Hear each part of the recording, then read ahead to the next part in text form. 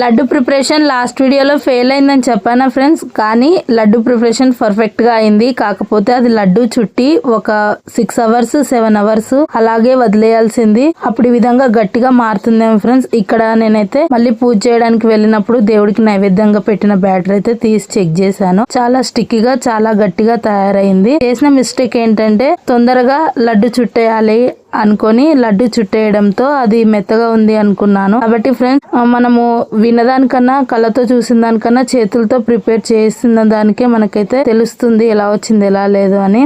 ఇంకా సండే రోజు అయితే ఫుల్ వర్షం పడింది ఫ్రెండ్స్. ఆఫ్టర్నూన్ అయితే లంచ్ లోకి చపాతి అలాగే తోటకూర వేపుడు మళ్ళీ గోర్చుకుడుగా కర్రీ అయితే ప్రిపేర్ చేశాను.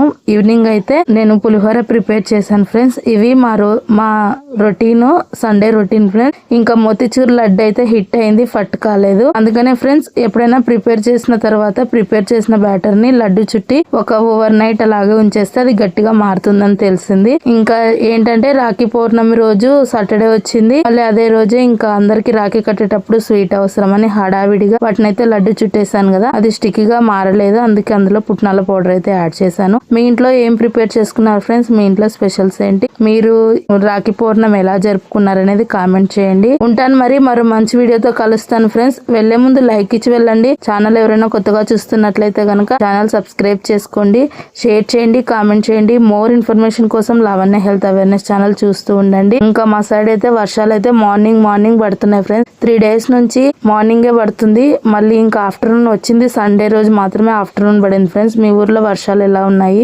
కామెంట్ చేయండి. ఇంకా పులిహోర బ్యాటర్ అయితే ఫస్ట్ ప్రిపేర్ చేసి పెట్టుకుని కలిపేశాను. ఇవి ఫ్రెండ్స్ మా ఇంట్లో వంటలు అయితే. మీరేం ప్రిపేర్ చేసుకున్నారు కామెంట్ బాక్స్ లో షేర్ చేయండి.